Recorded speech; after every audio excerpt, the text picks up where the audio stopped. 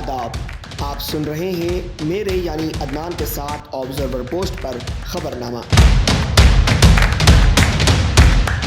शुरुआत करते हैं आज की मुख्य हेडलाइंस के साथ। छत्रपति शिवाजी महाराज की प्रतिमा गिरने के मामले में मूर्तिकार को पुलिस ने किया गिरफ्तार। सिंगापुर पहुंचे प्रधानमंत्री नरेंद्र मोदी, भारत और सिंगापुर के बीच हुए 4 समझौते। उम्मीदवारों के ऐलान के बाद भाजपा में शुरू हुई बगावत। सावित्री जिंदल और रणजीत चौटाला ने निर्दलीय चुनाव लड़ने का किया ऐलान। राजस्थान के कन्हैयालाल हत्याकांड में आरोपी को हाई कोर्ट ने दी जमानत। शिमला में मस्जिद निर्माण को लेकर बड़ा विवाद। ओवैसी ने लिखा, कांग्रेस मंत्री बोल रहे हैं भाजपा की भाषा।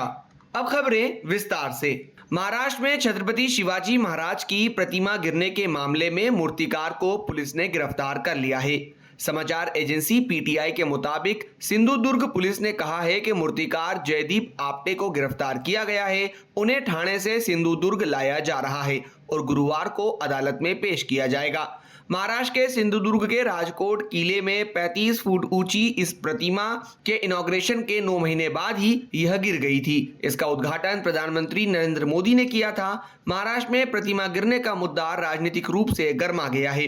इसे लेकर महाराष्ट्र के मुख्यमंत्री एकनाथ शिंदे, उप मुख्यमंत्री अजित पवार और खुद प्रधानमंत्री नरेंद्र मोदी माफी मांग चुके हैं। हालांकि विपक्ष ने पीएम मोदी की माफी को खारिज कर दिया। कुछ दिन पहले ही इस किले में शिवसेना, यूबीटी और बीजेपी के कार्यकर्ता आपस में भिड़ गए थे। बीते रविवार को विपक्षी महाविकास आघाड़ी के सहयोगी दलों ने प्रतिमा गिरने को लेकर प्रदर्शन भी किया था। भारत और सिंगापुर के बीच डिजिटल टेक्नोलॉजी और सेमीकंडक्टर समेत 4 समझौतों पर हस्ताक्षर हुए हैं। भारत के विदेश मंत्रालय के प्रवक्ता रणधीर जायसवाल ने सोशल मीडिया एक्स पर यह जानकारी दी। विदेश मंत्रालय के बयान के मुताबिक सेमीकंडक्टर, डिजिटल टेक्नोलॉजी, शिक्षा और स्किल डेवलपमेंट, स्वास्थ्य और दवाओं में सहयोग के समझौते पर हस्ताक्षर हुए हैं। प्रधानमंत्री नरेंद्र मोदी सिंगापुर के दौरे पर हैं और गुरुवार को वहां सिंगापुर के संसद भवन पहुंचे थे, जहां उनका स्वागत हुआ। सिंगापुर के प्रधानमंत्री लॉरेंस वोंग से पीएम मोदी ने मुलाकात की। इसके बाद दोनों देशों के बीच द्विपक्षीय वार्ता हुई, जिसके बाद समझौते पर हस्ताक्षर किए गए। पीएम मोदी ने प्रधानमंत्री बनने पर लॉरेंस वोंग को बधाई दी और कहा, सिंगापुर सिर्फ एक देश नहीं बल्कि यह हर विकासशील देश के लिए प्रेरणा है। हम भी भारत में कई सिंगापुर बनाना चाहते हैं और मुझे खुशी है कि हम इस दिशा में साथ मिलकर काम कर रहे हैं। प्रधानमंत्री नरेंद्र मोदी 4 सितंबर को सिंगापुर पहुंचने से पहले ब्रुनेई गए थे। वे इस छोटे से एशियाई देश जाने वाले पहले भारतीय प्रधानमंत्री थे। Brunei Cambodia, Indonesia, Malaysia, Singapore के पास एक छोटा सा देश है जिसकी आबादी लगभग 4,61,000 के करीब है। हरियाणा विधानसभा चुनावों के लिए भाजपा ने बुधवार देर शाम को 67 कैंडिडेट्स की लिस्ट जारी की थी। लिस्ट आने के बाद ही पार्टी में बगावत शुरू हो गई। कई पदाधिकारियों ने सोशल मीडिया पर ही इस्तीफे दे दिए। वहीं गुरुवार सुबह देश की चौथी सबसे अमीर महिला सावित्री जिंदल ने भी बगावत कर दी। उन्होंने भाजपा से टिकट न मिलने के बाद हिसार से निर्दलीय चुनाव लड़ने का ऐलान किया है। इसके अलावा हरियाणा के बिजली मंत्री रणजीत चौटाला ने भी टिकट न मिलने पर भाजपा छोड़ दी है। रणजीत ने कहा है कि भाजपा हाईकमान ने मुझे डबवाली से चुनाव लड़ने के लिए कहा था, लेकिन मैं वहां से नहीं लड़ना चाहता। मैं इसी समय पार्टी छोड़ रहा हूं। 90% तय है कि रनिया विधानसभा से निर्दलीय ही चुनाव लड़ूंगा। आगामी 8 सितंबर को रनिया में बड़ा रोड शो निकालकर भाजपा को अपनी ताकत दिखाऊंगा। रणजीत चौटाला पूर्व डिप्टी पीएम चौधरी देवीलाल के बेटे हैं।